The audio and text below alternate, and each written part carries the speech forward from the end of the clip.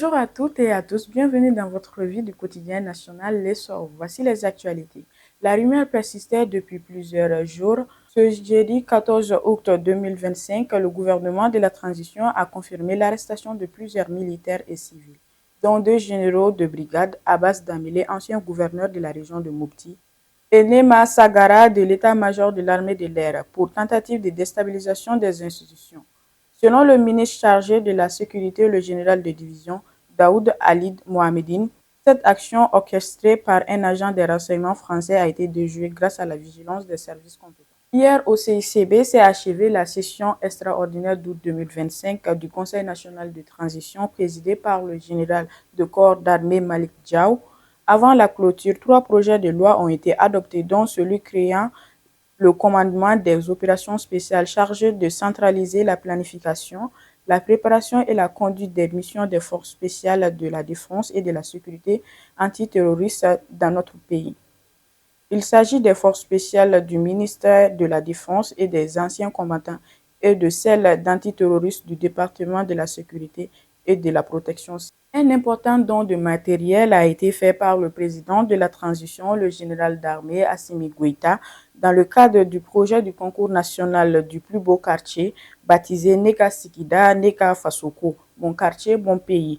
La cérémonie de remise a été présidée hier à Sébinikoro par le conseiller spécial du président de la transition, Agibou Dambélé. C'était en présence du ministre chargé de la jeunesse des sports, Abdul Kassim Ibrahim Fomba. Le matériel offert par le chef de l'État est composé de 1000 tonnes de ciment, 30 000 moules de dalles, 10 machines à béton mélangeur et plusieurs tonnes de sable.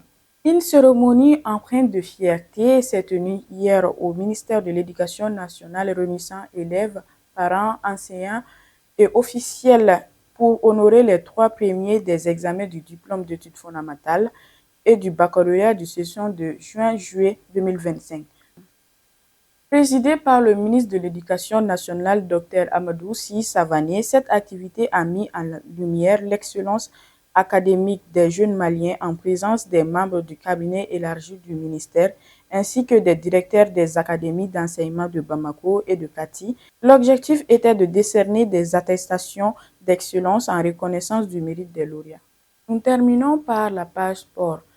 La 5e édition de la Super Coupe Assimi Goïta démarre cet après-midi et 23 équipes sont en lice cette année pour la conquête du trophée.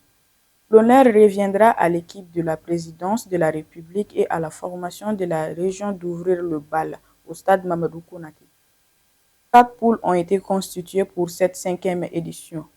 La poule A met aux prises la présidence, les régions de Narap, Kidal, Mopti, San et Gao, alors que le gouvernement, les régions de Tombouctou, Taoudeni, Gao, Badjangara et Ségou s'affrontent dans la poule B. Dans la poule C, on retrouve le Conseil national de transition, les régions de Bougouni, Kaye, Kidal, Douanzan et Sigasso, tandis que les régions de Koulikoro, Koutchala, Bamako, Nyoron et Menaka s'affrontent dans la poule D. C'est tout pour cette revue de presse. Merci de nous avoir suivis et n'oubliez pas de nous suivre sur notre plateforme digitale www.lesor.ml ainsi que sur toutes nos plateformes digitales. Bon week-end!